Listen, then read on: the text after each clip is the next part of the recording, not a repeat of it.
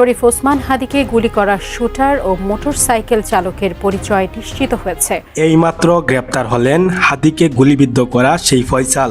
ঢাকার হযরত শাহজালাল আন্তর্জাতিক বিমানবন্দর থেকে তাকে গ্রেপ্তার করা হয় বলে জানা গেছে। কিভাবে গ্রেপ্তার হলেন ফয়সাল, কোথায় ছিলেন তিনি এবং এই ঘটনার পেছনের পুরো চিত্র সবকিছুই জানবো আজকের ভিডিওতে, তাই ভিডিওটি শেষ পর্যন্ত দেখুন। সুপ্রিয় দর্শক, ইনকিলাব মঞ্চের মুখপাত্র ও ঢাকা ৮ আসনের সম্ভাব্য স্বতন্ত্র প্রার্থী শরীফ ওসমান হাদির উপর শুক্রবার দুপুরে রাজধানীর বিজয়নগরের বক্স কালভার্ট এলাকায় ভয়াবহ হামলার ঘটনা ঘটে। প্রত্যক্ষদর্শীদের বরাতে জানা যায়, একটি মোটরসাইকেলে করে আসা দুর্বৃত্তরা চলন্ত অবস্থাতেই হাদিকে লক্ষ্য করে গুলি ছুড়ে দ্রুত পালিয়ে যায়। গুলিবিদ্ধ হয়ে গুরুতর আহত অবস্থায় শরীফ ওসমান হাদিকে প্রথমে ঢাকা মেডিকেল কলেজ হাসপাতালে নেওয়া হয়। সেখানে তার অবস্থার অবনতি হলে চিকিৎসকদের পরামর্শে তাকে দ্রুত ঢাকার এভার কেয়ার হাসপাতালে স্থানান্তর করা হয়। বর্তমানে তিনি সেখানে চিকিৎসাধীন ছিলেন এবং অবস্থাকে আশঙ্কাজনক বলা হয়েছিল।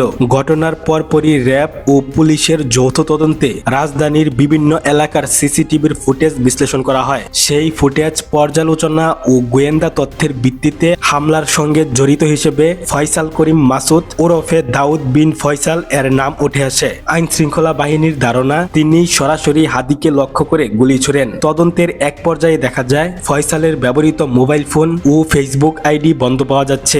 দীর্ঘ পর্যবেক্ষণ ও নজরদারির পর অবশেষে ঢাকার হযরত শাহজালাল আন্তর্জাতিক বিমানবন্দর থেকে তাকে গ্রেফতার করতে সক্ষম হয় প্রশাসন। আইন শৃঙ্খলা বাহিনী জানিয়েছে, এই হামলার সঙ্গে জড়িত শুধু হামলাকারী নয়, বরং এর পেছনে যারা নির্দেশ দিয়েছে তাদের সবাইকে আইনের আওতায় আনা হবে। প্রশাসনের মতে এটি শুধু একটি নির্বাচন নয়, বরং দেশের সার্বিক নিরাপত্তা ও ভবিষ্যতের প্রশ্ন। তাই সর্বোচ্চ গুরুত্ব দিয়ে তদন্ত চালানো হচ্ছে। পাশাপাশি অবৈধ অস্ত্র উদ্ধারে আরও জোরালো অভিযান চালানো হবে।